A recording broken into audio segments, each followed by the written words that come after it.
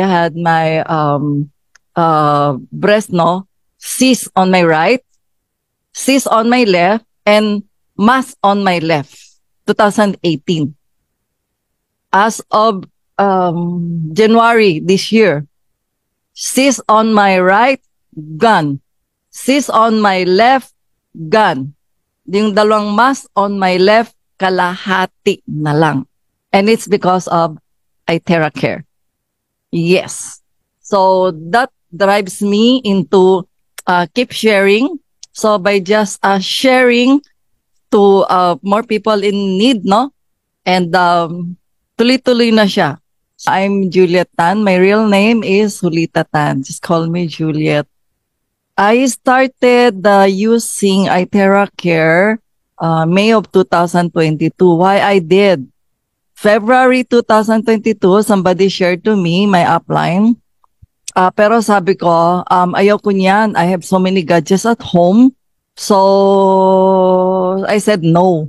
But deep inside me, I researched for it, no? Hinanap ko siya sa YouTube, sa Facebook, and I was so amazed. December of 2021, I experienced so much pain. I have severe scoliosis. My scoliosis was since 10 years old pa lang ako, no? I fell down from a car. Hindi ko alam. Nung nagdating ako ng debut, na-discover na may scoliosis ako. At that time, parang scoliosis is something that we do not know. Anong scoliosis?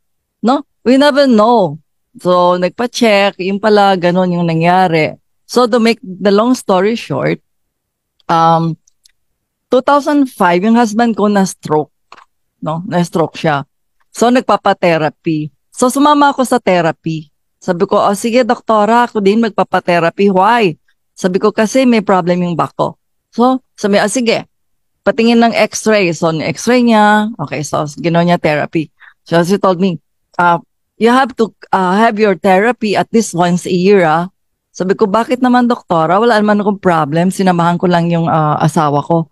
Sabi niya, no. You know, one time, there will be time when you might not be able to sit, to walk, even lie down, masakit yan.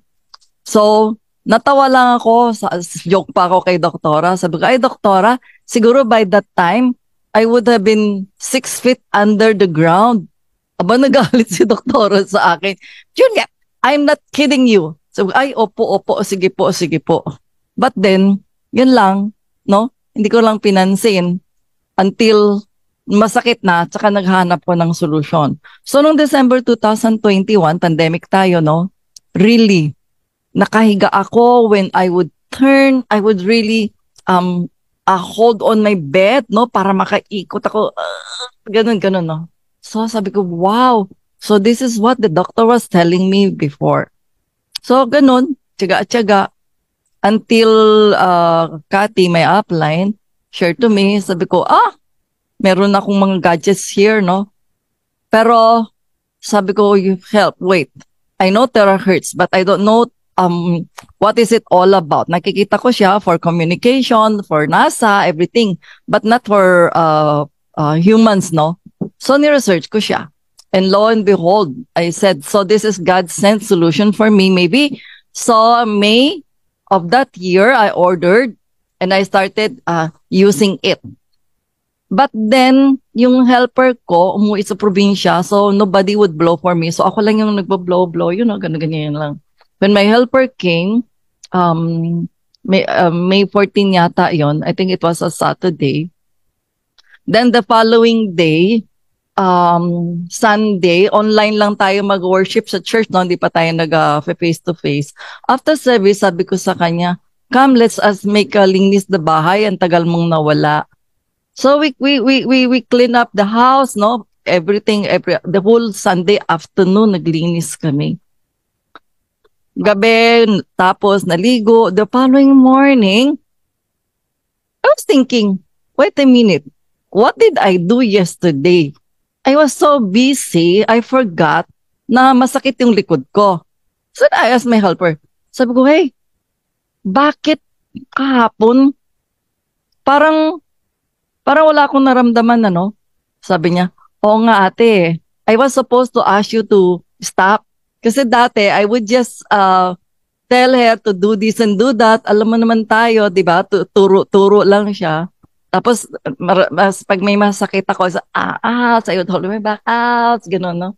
Pero sabi niya, nakita naman kita ate. Wala kang naramdaman anything eh. So, naka-hands-on ako, tumutulong sa kanya. Sabi ko, ikaw, loka ka. Sabi niya, I didn't seem to feel anything. So, I just let you do it. So, we just realized, oh nga. Sabi niya, oh nga ate, iba yung blinow natin kahapon na. So, yes. So, because of that, no, I started sharing it.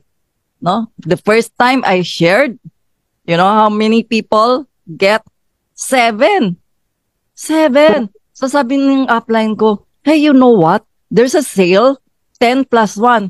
Hey guys, you know, kami nung time, 10 plus 1 kami ha. So yung 4 plus 1 you better grab it. So, sabi niya, you get the 10 plus 1. So ko, ayaw ko nga, baka mamaya walang kumuha niyan. Sabi niya, nakapito ka na nga, 3 na lang. Tapos meron ka na agad isang libre. Sabi ko, oh, sige na nga, sige na nga. And you know what? After that, tuloy-tuloy yun, 3 10 plus 1.